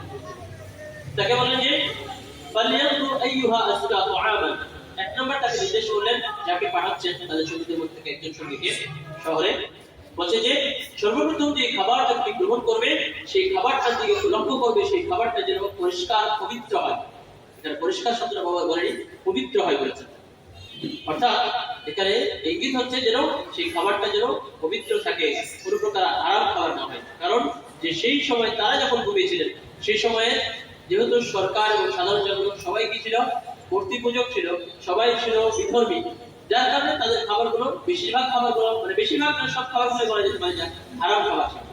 যার কারণে পাঠানোর সময় তাকে প্রথম নির্দেশ দিলেন যে তোমরা এই খাবারটা নিয়ে আসবা, ভালো করে দেখে নিয়ে আসবা, সেটা যেন পবিত্র খাবার হয়। 2 নম্বর তাকে নির্দেশ করলেন যে দুই নম্বর নির্দেশ হলো যে মানুষের সাথে যখন কথা বলবে তখন খুব সুন্দরভাবে কথা বলবে, কোমল ভাষায় কথা বলবে, নরম ভাষায় কথা বলবে। যেন তোমার কথায় কেউ কষ্ট নেই। এই দিনের দ্বিতীয় নম্বর তাকে নির্দেশ দেব। 3 নম্বর নির্দেশ পাঠালেন যে ওয়ালা ইশিরান নবীকুম আহাদা। আর ওখানে যাওয়ার পর খুব সচেতনতার সাথে, খুব সতর্কতার সাথে তুমি ওখানে অবস্থান করবে, যেন কেউ তোমার সম্পর্কে অবগত না হতে পারে, কেউ যেন ধারণা না করতে পারে তোমার সম্পর্কে। অর্থাৎ এখানে তাকে খুব সচেতনতার সাথে তার কাজগুলো সমাধান, মানে তাকে সতর্ক করে দিলেন। সেখানে গিয়ে যা করবা সেগুলো যেন কেউ ফিরে না পায়, না বুঝতে পারে যে আমরা কারা। এইভাবে তাকে সতর্ক থাকতে হবে। এরপর ওই যুবক যখন শহরে গেলেন, শহরে গিয়ে তখন যে দোকানের কাছ থেকে খাবার কিনলেন, তাকে খাবার কেনাকাটার পর যখন তাকে তাদের কাছে যে গচ্ছিত ছিল যে ওই সময়ে যে কয়েক টাকা হয়তো যে দিরহাম বা সেই সময় যে তাদের টাকা বা সেই সময় যেটা মুদ্রা, সেই মুদ্রা নিয়ে আসছিলেন, সেই মুদ্রা তখন দেখাও যদি তারা 300 বছর ঘুমিয়ে থাকে, তাহলে 300 বছর আগের টাকা কি আর এখন চলবে? সেই সময়ের মুদ্রা কি এখন চলবে না? সেই সময়ের মুদ্রা তো চলবে না, স্বাভাবিক। তো যখনই তাকে ওই দোকানদারকে ওই মুদ্রাটা বের করে দিয়েছেন, তখনই উনি প্রশ্ন করছেন যে এই মুদ্রা তুমি কোথায় পেলে? এই মুদ্রা তো আমাদের এখন চলে না। তখন যুবক বলছে যে না না, এটা তো আমার পক্ষ থেকে আমাদের টাকা, মানে আমার মুদ্রা, আমি কোথা থেকে দিয়ে আসিনি, চুরি করে নেবো অন্য কোথা থেকে দিয়ে আসি, এটা আমার টাকা। অর্থাৎ তিনি খুব দৃঢ়তার সাথে বলতে চাচ্ছেন যে এটা আমাদের দেশের প্রচলিত টাকা, কিন্তু আসলে তার ধারণা নেই যে তারা কতদিন ঘুমিয়েছে, যার কারণে খুব দৃঢ়তার সাথে বলছেন।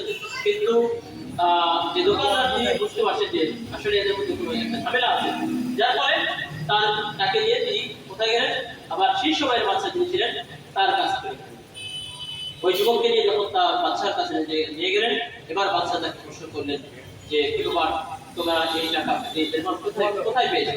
কারণ এই দেড়হাম তো আজ থেকে আমাদের অনেক আগে এটা চলে গেছে, এটা লিপ্ত হয়ে গেছে, এই টাকা এখন চলে না। সে সময় হয়তো সালমান লেখা আছে, সেই সময় তখন ওই বাচ্চা তাকে বলছে যে না, এখন তো এই মুদ্রা আমাদের চলে। তারপরে ওই সময়ের বাদশা তাফসীর কারণ বলছে যে ওই সময়ের বাদশা যে পরবর্তী সময়ে যে আল্লাহ তাআলা যখন তাদেরকে জাগ্রত করলেন, সেই সময়ের বাদশা ছিলেন একজন ধার্মিক, অর্থাৎ ওই সময়ের বাদশা ছিলেন ধার্মিক, ভালো তাওহীদবাদী, তিনি বিধর্মী ছিলেন। তো যার কারণে ধার্মিক হওয়ার কারণে তাদেরকে তিনি সাপোর্ট করলেন এবং তাদের জন্য ভালোভাবে ব্যবস্থা গ্রহণ করার ইচ্ছা পোষণ করলেন এবং ওই যুবকদেরকে সকলকে ডাকলেন বা তাদের কাছে গেলেন। দুইটাই ঘটনা আছে যে যুবকদের সকলকে তিনি রাজপ্রাসাদে ডেকে নিয়ে আসলেন, যে তাদেরকে আপ্যায়ন করলেন, অথবা তাদেরকে তাদের স্থানে গিয়ে তাদের সাথে দেখা সাক্ষাৎ করলেন। তো তাদের সাথে দেখা সাক্ষাৎ করে এবার তাদেরকে প্রস্তাব করলেন বাদশার পক্ষ থেকে যে তোমরা তো অনেক কষ্টে এখানে থাকতেছো, কিন্তু পাহাড়ের গুহায় কোনো কিছু নাই, বিছানা নাই, কিছুই নাই, সরাসরি মাটিতে শুয়ে আছো। তো আমি তোমাদের জন্য একটা সৌধ নির্মাণ করে দিতে চাই, একটা প্রাসাদ নির্মাণ করে দিতে চাই, যেখানে তোমরা অবস্থান করবে, যেখানে তোমরা তোমাদের দিনকে সুন্দরভাবে পালন করতে পারবে। একটা সুন্দর বাড়ি আমি প্রাসাদ নির্মাণ করে দিতে চাই। কিন্তু যুবকরা বললো যে না, আমরা যেখানে যেভাবে ছিলাম আমরা সেখানে সেভাবেই থাকতে চাই, আপনার আমাদের জন্য কোনো অট্টালিকা অথবা কোনো প্রাসাদ আমাদের থাকবে।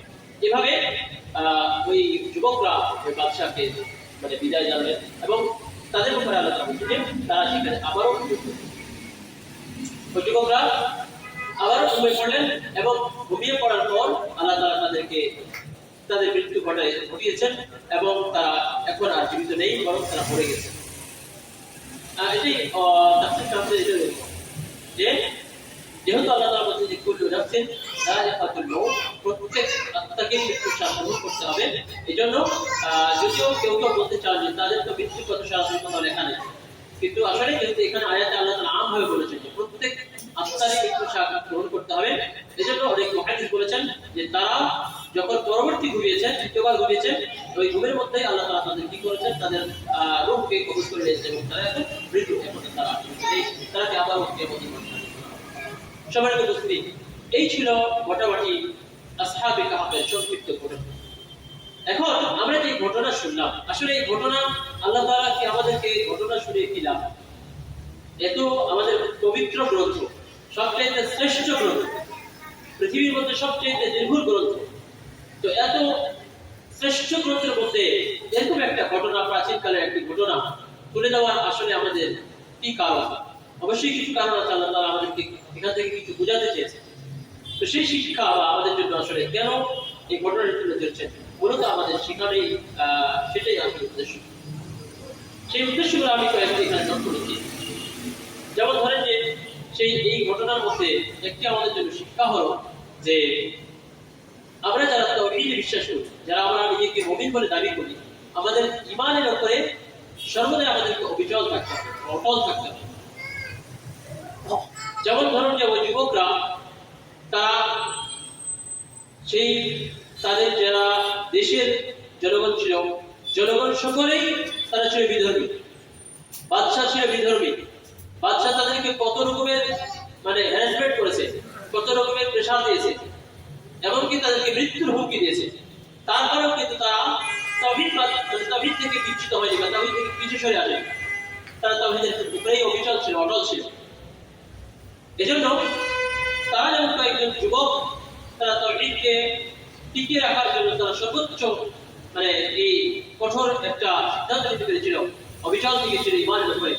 আর ঈমানের অবিচল ছিল বলেই আল্লাহ তাআলা তাদেরকে কি করেছেন, সাহায্য করেছেন, সহযোগিতা করেছেন।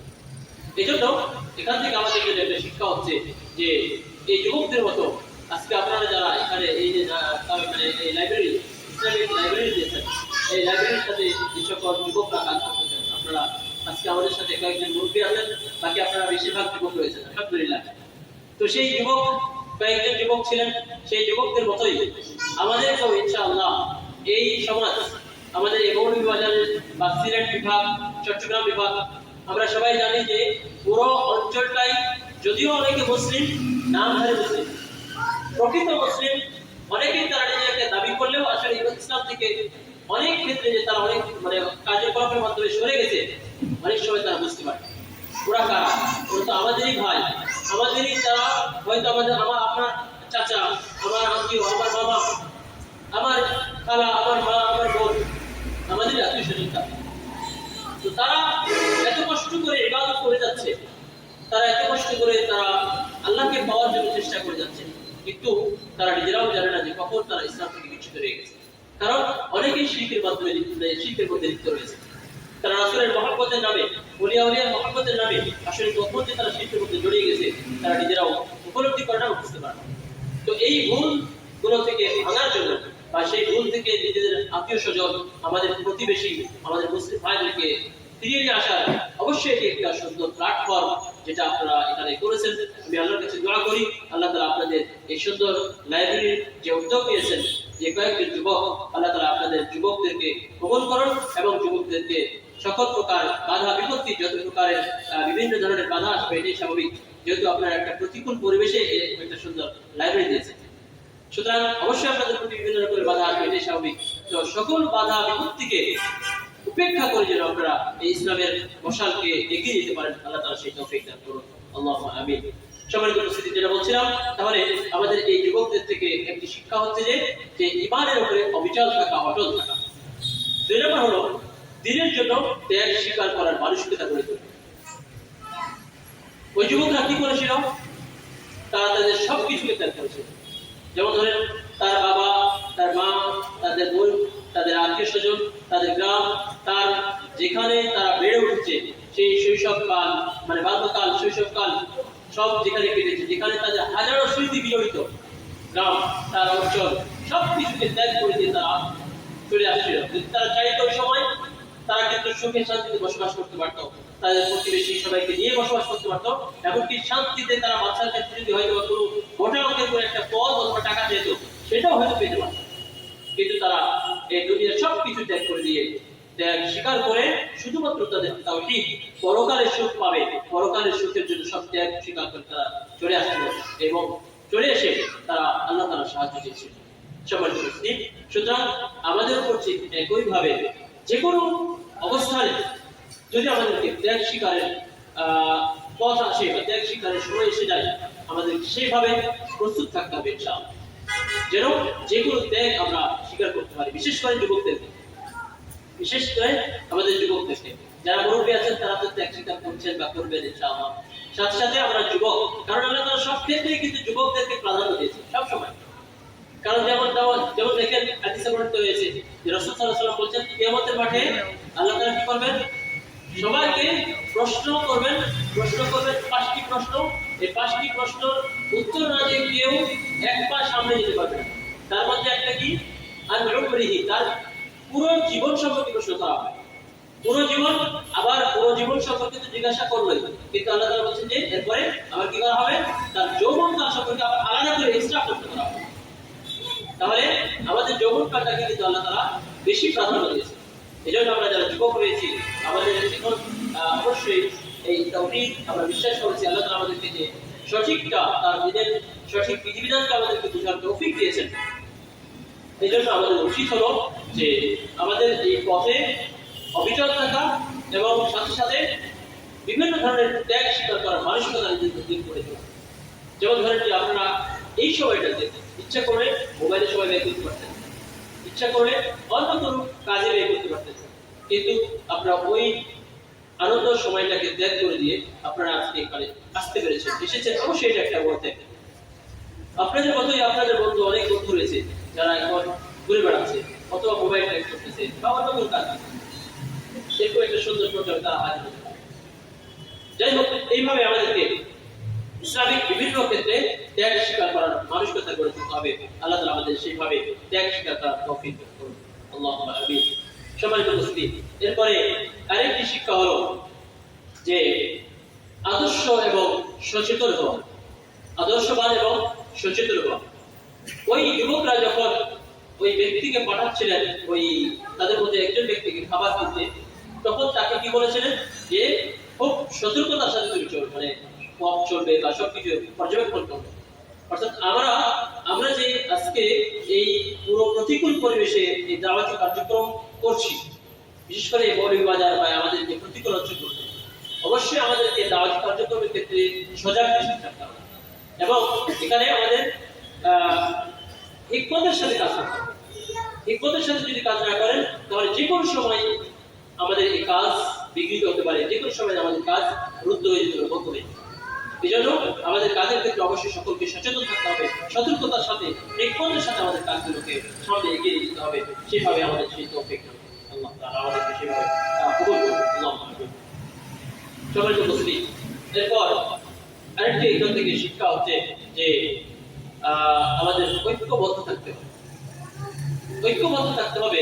যেমন ওই যুবকরা, তারা 9 জন অথবা 7 জন, যারা যতজন সংখ্যক, তারা কিন্তু তারা বিভিন্ন বিষয়ে ইখতিলাফ করেছে, তারা বিভিন্ন বিষয়ে মতানৈক্য করেছে। যেমন খাবার কেনার ক্ষেত্রে, তারা উঠার ক্ষেত্রে, মানে ঘুম থেকে উঠার ক্ষেত্রে ওইখানে ইখতিলাফ করেছে। তারপরে তারা ওই যখন বাদশা আলটিমেটাম দিয়েছিল, তখন তারা কি দেশত্যাগ করবে নাকি যুদ্ধ করবে, বিভিন্ন বিষয়ে তাদের মধ্যে কিন্তু মতানৈক্য হয়েছে, মতবিরোধ হয়েছে।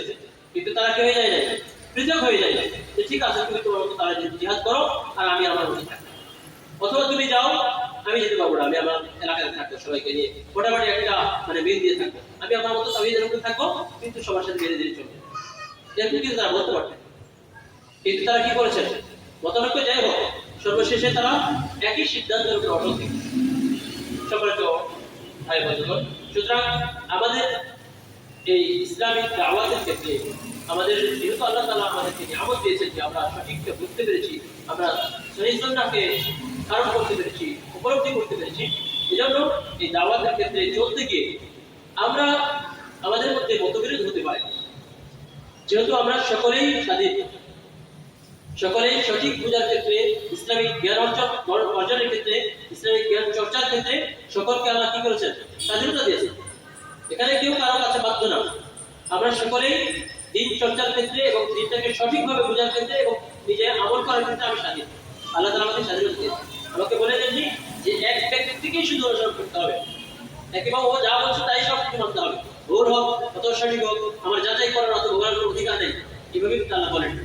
আমাকে অনুসরণ করতে বলেছেন, কিন্তু অনুসরণ করতে বলেছেন কতক্ষণ, যতক্ষণ পর্যন্ত সেই ব্যক্তিটি কোরআন এবং সুন্নাহ অনুযায়ী আমাকে পরিচালিত করবে, ততক্ষণ আমি তার অনুসরণ করতে বাধ্য হব। কিন্তু যদি সেই কোরআন এবং সুন্নাহ অনুযায়ী আমাকে পরিচালিত না করে, তাহলে কিন্তু আমি এক ব্যক্তির অন্ধ অনুসরণ করতে বাধ্য না। আল্লাহ তাআলাও বলেননি, রাসূল সাল্লাল্লাহু আলাইহি ওয়াসাল্লাম আমাকে বলেননি, কিন্তু শুধুমাত্র অন্ধ অনুসরণ এক ব্যক্তির আল্লাহ তাআলা আমাদেরকে করতে বলেছেন। তিনি বলেন আমাদের প্রিয় নবী মুহাম্মদ সাল্লাল্লাহু আলাইহি ওয়াসাল্লাম। সুতরাং আমরা রাসূল সাল্লাল্লাহু আলাইহি ওয়াসাল্লামের শুধুমাত্র অনুসরণ করব অন্ধভাবে, অর্থাৎ আমরা বুঝি আর না বুঝি, যদি আমরা আমাদের সামনে সঠিক দলিল পাই, সঠিক রেফারেন্স পাই কোরআন এবং সুন্নাহ ভিত্তিক, তাহলে নির্দ্বিধায় সেটাকে মেনে নেব। যদিও আমার পূর্বপুরুষরা যেভাবেই আমল করতেন, যত রকমের আমল করুন না কেন, সেই দলিল যদি সেটা না বলে তাহলে সেটাকে পরিত্যাগ করবো এবং সেই কোরআন এবং সুন্নাহ অনুযায়ী আমল করবো। এবং আমি যেটা এখানে পয়েন্ট বলছিলাম যে আমরা সকলেই শেষ পর্যন্ত যে আমরা ঐক্যবদ্ধ থাকবো। নিজেদের মধ্যে বিভিন্ন বিষয়ে মতবিরোধ হতে পারে। আমি একটা জিনিস একটা বই পড়লাম, একটা বিষয় বুঝলাম, আমি হয়তো একরকম বুঝলাম, আরেক ভাই আমার আরেক যুবক ভাই আরেকটা বুঝছে। আমাদের মধ্যে বিষয়টি নিয়ে ডিসকাস হবে, আলোচনা হবে, মতবিরোধ হবে। কিন্তু মতবিরোধ হলেও আমরা কি করবো, এটার জন্য হয়তো বড় শায়েখের কাছে যাবো, তার কাছ থেকে সংশোধনের চেষ্টা করব, অথবা কোনো ভালো কোনো মানে চ্যানেল থেকে অথবা কোনো শায়েখের কাছ থেকে অথবা কোনো বই থেকে আমরা আরো ভালো উত্তর জানার চেষ্টা করবো, সেটা আরো ভালো ব্যাখ্যা জানার চেষ্টা করবো। শেষ পর্যন্ত গিয়ে আমরা কিন্তু একতাবদ্ধ হব। শেষ পর্যন্ত কিন্তু আমরা সিদ্ধান্ত নেবে একতাবদ্ধ হয়ে থাকা। কেউ তার মতামত আলাদা, এজন্য সে মতভেদ দিলে অন্যরকম মতামত দিল, এজন্য তাকে ছেড়ে দিয়ে তাকে ত্যাগ করে আমরা শুধুমাত্র 3-4 জন একত্রিত হয়ে আলাদা আলাদা কাজ করবো। আসলে এটা আমাদের বরকত নিয়ে আসবে না কাজে। আমরা এটা খুব মানে হাড়ে হাড়ে টের পাচ্ছি। আমাদের সালাফি দাওয়াতের ক্ষেত্রে বর্তমানে এটা একটা মহামারী রূপ ধারণ করেছে, মানে মহামারী একটা বলা যায় যে আমাদের দাওয়াত সালাফি দাওয়াতের ক্ষেত্রে এই ফাটল অথবা মতানৈক্য মতবিরোধ, সবাই কিন্তু আমরা সঠিকটা চাচ্ছি, তাই না? আমাদের সবার উদ্দেশ্য হলো কোরআন সুন্নাহকে অনুসরণ করা, কিন্তু কোরআন সুন্নাহকে অনুসরণ করতে গিয়ে কিছু মানুষের মধ্যে হয়তো বা পদ অথবা অন্য কোনো সমস্যা এসে যাচ্ছে, যার কারণে দেখা গেছে যে ওই ছোট্ট একটা বিষয়ের কারণে আমাদের কাজকে ভিন্ন ভিন্ন হয়ে যেতে হচ্ছে, বা আমাদেরকে একই পথে চলতে গিয়ে আমরা বাধার সম্মুখীন হয়ে যাচ্ছি, যার ফলে আমাদের এই সালাফি দাওয়াতের ক্ষেত্রে অনেক এখন ফাটল বা অনেক দুর্বল হয়ে যাচ্ছে। তো সম্মানিত ভাইরা, আমরা এই ঘটনা থেকে, এই আলোচনা থেকে আমরা যেটা শিক্ষা অর্জন করলাম যে আমাদের ভিতরে মতনৈক্য হতে পারে, মতবিরোধ হতে পারে, কিন্তু আমরা সর্বশেষ সিদ্ধান্ত কিন্তু আমাদের একটি হবে যে আমরা ঐক্যবদ্ধ থেকে যে কোনো ইসলামিক কাজকে আমরা এগিয়ে নিয়ে যেতে হবে। আল্লাহ তাআলা আমাদেরকে ঐক্যবদ্ধভাবে আমাদের সালাফি দাওয়াত বা আমাদের কোরআনের সুন্নাহ ভিত্তিক নিজেদের জীবনকে পরিচালনা করার তৌফিক দান। আল্লাহুম্মা আমিন। সম্মানিত মুসলিম, এরপরে আরেকটি আছে, যদিও আর হয়তো দুইটা বলে শেষ করব ইনশাআল্লাহ। আরেকটি হচ্ছে যে আমরা যে প্রথম দিকে যেটা আলোচনা করেছিলাম যে আমরা ভবিষ্যতে কোনো কিছু বলতে গেলে যা কিছু করব তার জন্য আমরা শেষ কি বলবো, ইনশাআল্লাহ বলবো। আমরা এই অভ্যাসটা গড়ে তোলার চেষ্টা করব ইনশাআল্লাহ। ভবিষ্যতের জন্য যা কিছুই আমি বলি অথবা যা কিছুই করি, যা কিছুই প্রতিশ্রুতি দেই, সর্বসময় আমরা ইনশাআল্লাহ বলবো। তাহলে এর মাধ্যমে আল্লাহ তাআলা আমাদের কি করবেন, বরকত দিবেন সেটা। যদি সেটা করতে পারি তাহলে তো হলোই, যদি নাও করতে পারি তবুও কিন্তু আমি গুনাহগার হচ্ছি না, যদি আমি ইনশাআল্লাহ করতে পারি। এজন্য সেই কাজের ক্ষেত্রে আমরা সবসময় ইনশাআল্লাহ বলার অভ্যাস করে তুলবো ইনশাআল্লাহ। আল্লাহ তাআলা আমাদের সেই তৌফিক দান করুন। সর্বশেষ আরেকটি খুব গুরুত্বপূর্ণ যে বিষয়, এটা হলো যে আমরা সকল ম্যাটেরিয়াল গ্রহণ করব, সকল প্রকার আমরা পদক্ষেপ গ্রহণ করলাম, আমরা অনেক কিছু টাকা পয়সা দিলাম, বিভিন্ন ধরনের কৌশল অবলম্বন করলাম, হিকমত করলাম, সবকিছু করলাম, কিন্তু সর্বশেষ যেটা করতে হবে সেটা হচ্ছে দুআ ইলাল্লাহ। আল্লাহর কাছে কি করতে হবে, তৌফিক কামনা করতে হবে, দোয়া করতে হবে। সব শেষে আমাদেরকে অবশ্যই এটাই হচ্ছে আমাদের জন্য সবথেকে সবার সারা দরকার যে আমি যা কিছুই করি না কেন এই জিনিসের উপরে বা আমাদের ম্যাটেরিয়ালসের উপরে, আমাদের জনগণের উপরে, আমাদের ক্ষমতার উপরে আমরা কখনো নির্ভর করি। আমাদের একমাত্র নির্ভর হবে, তাওয়াক্কুল হবে আল্লাহর উপরে, এবং আমাদের তাওয়াক্কুলের সাথে সাথে তৌফিক কামনা করতে হবে একমাত্র আল্লাহর কাছে। যেমনটি ওই যুবকরা যখন বেরিয়ে যাচ্ছিলেন তখন তারা বলেছিলেন যে রব্বানা আতিনা, আল্লাহ তাআলা বলেছিলেন কি যে রব্বানা আতিনা মিন লাদুনকা রাহমাতান ওয়া হাইয়্ লানা মিন আমরিনা রাশাদা। হে আমাদের প্রভু, আমাদেরকে তুমি দয়া করো, অনুগ্রহ করো, এবং আমাদের কাজগুলো যেন আমরা সুন্দরভাবে পরিচালনা করতে পারি সেই তৌফিক আমাদেরকে দাও, সহজ করে দাও আমাদের পথ চলা। তো সুতরাং আমাদেরকে অবশ্যই আমরা যে কোনো ভালো উদ্যোগ গ্রহণ করে না কেন, উদ্যোগ গ্রহণের সাথে সাথে যেমনভাবে আমরা বিভিন্ন পদক্ষেপ গ্রহণ করবো, সাথে সাথে অবশ্যই আমরা সকলেই আল্লাহ তাআলার কাছে খুব প্রায় মনোবাক্যে একবারে বিনয় নম্রতার সাথে প্রার্থনা করে দোয়া করে সেই কাজটি শুরু করবো। তাহলে এর মাধ্যমে আমাদের সেই কাজটিতে আমরা বরকত পাবো, এই কাজটি আমাদের আল্লাহর পক্ষ থেকে সাহায্য করবে ইনশাআল্লাহ। এবং এখানে আরেকটা বিষয় করি, সেটা হচ্ছে যে আমরা যখন কোনো আমার আত্মীয় স্বজন অথবা অন্য কোনো ব্যক্তিকে আমরা টার্গেট করবো যে তাকে দাওয়াত দেওয়া দরকার, বা আমার বাবা, আমি এখনো আমি বুঝেছি সঠিকটা, কিন্তু আমার বাবা বুঝছে না, আমার মা বুঝছে না, আমার ভাই বুঝছে না। তো তাদের জন্য আমি টার্গেট করবো, সাথে সাথে তাদের জন্য দোয়া করবো। এটি কিন্তু আমাদের খুবই গুরুত্বপূর্ণ একটি বিষয়। তাদেরকে টার্গেট করবো, তাদেরকে দাওয়াতি যেভাবে দেওয়া যায় সেই পথ আমি চেষ্টা করবো। হয়তো আমি বললে হবে না, আমি হয়তো অন্য আরেকজনকে দিয়ে বলাবো, একটু একটা কৌশল হতে পারে। অর্থাৎ কৌশল অবলম্বন যেটা করা দরকার সেটা করবো, সাথে সাথে তার জন্য আমাকে দোয়া করতে হবে, বিশেষ করে খাস করে তার জন্য দোয়া করতে হবে, যেন সে তাকে যেন আল্লাহ তাআলা হিদায়াত দান করেন। সেই দোয়া করে তারপর আপনি কৌশল অবলম্বন করেন, তাহলে ইনশাআল্লাহ আল্লাহ তাআলা এটা আমরা এই ঘটনা থেকে বুঝছিলাম। আল্লাহ তাআলা আমরা যে এতক্ষণ পর্যন্ত যে আলোচনা শুনলাম, এর সারাংশ তাহলে আমরা বললাম যে আমাদের সব কিছু কবুল করার সাথে সাথে সব শেষে আমাদের কি করতে হবে? আল্লাহ তাআলার কাছে প্রার্থনা করতে হবে, আল্লাহর কাছে তৌফিক কামনা করতে হবে। আল্লাহ তাআলা আমাদের সেইভাবে আমাদের দাওয়াতি কার্যক্রমকে পরিচালনা করার তৌফিক দান করুন। আল্লাহুম্মা আমিন। আমরা দীর্ঘ সময় নিয়েছি, দীর্ঘ সময় ধরে এই বিষয় নিয়ে আলোচনা করলাম। এই আলোচনা আল্লাহ তাআলা যেন কবুল করেন, এবং এখান থেকে যে বিষয়গুলো আমাদেরকে আল্লাহ তাআলা শেখাতে চেয়েছেন, জানাতে চেয়েছেন, সেই বিষয়গুলো যেন আমরা অর্জন করতে পারি এবং সেগুলো যেন নিজেদের ভিতরে প্রতিফলন ঘটাতে পারি, সেইভাবে আল্লাহ তাআলা আমাদের সেই তৌফিক দান করুন। যারা আজকে এই সুন্দর একটি আয়োজনের ব্যবস্থা করেছেন, যে সকল যুবক ভাইরা, সেই যুবকদেরকে নিয়ে আজকে আমাদের আলোচনা ছিল, আল্লাহ তাআলা সেই যুবকদেরকে কবুল করুন, এবং যুবক ভাইদেরকে সহ আমরা যারা উপস্থিত হয়েছি সকলকেই কোরআন এবং সুন্নাহকে সঠিকভাবে বুঝে কোরআন এবং সুন্নাহের উপরে অবিচল থেকে আমাদের বাকি হায়াত যেন আমরা শেষ করতে পারি, আল্লাহ তাআলা সেই তৌফিক দান করুন। আল্লাহ তাআলা আমাদের সকলকে কবুল করুন, এবং সকল ভাইদেরকে, আমাদের এক একজনকে ইসলামের সঠিক দায়ী হিসেবে কবুল করুন, যেন আমরা সকলেই নিজ নিজ জায়গা থেকে বিভিন্নভাবে আল্লাহ তাআলার দ্বীনের দাওয়াতকে আমরা এগিয়ে নিতে পারি। আল্লাহ তাআলা আমাদের সবাইকে সেই তৌফিক দান করুন। আমাদের সকলকে আল্লাহ তাআলা দ্বীনের সঠিক জ্ঞান দান করুন, সকলকে আল্লাহ তাআলা সঠিক বুঝ দান করুন, এবং সকলের হায়াতে আল্লাহ তাআলা হায়াত তাইয়্যিবা দান করুন। সকলকে আল্লাহ তাআলা সঠিকভাবে আমাদের জীবন উপকরণ, আমাদের সঠিক হালাল রিজিক উপার্জন করার তৌফিক দান করুন। আজকের আরেকটি বিষয় ছিল যেটা হালাল রিজিক বা পবিত্র রিজিক। সেই রিজিক যেন আমরা সঠিকভাবে আল্লাহ তাআলা আমাদের হালাল রিজিক, হালাল রুজি রোজগার করার তৌফিক দান করুন। যারা বিভিন্ন ব্যবসা বাণিজ্য করছি, আল্লাহ তাআলা আমাদের ব্যবসা বাণিজ্য বরকত দান করুন। যারা অন্যান্য কোনো পেশা রয়েছে, সেই পেশাতে আল্লাহ তাআলা বরকত দান করুন। بارك الله فيكم. اللهم اغفر لنا من كل بلاء الدنيا وعذاب الاخره. اللهم اغفر لنا ذنوبنا وكفر عنا سيئاتنا وتوفنا مع الابرار. ربنا تقبل منا انك انت السميع العليم وتب علينا انك انت التواب الرحيم. سبحانك اللهم وبحمدك اشهد ان لا اله الا انت استغفرك واتوب اليك. السلام عليكم ورحمه الله وبركاته.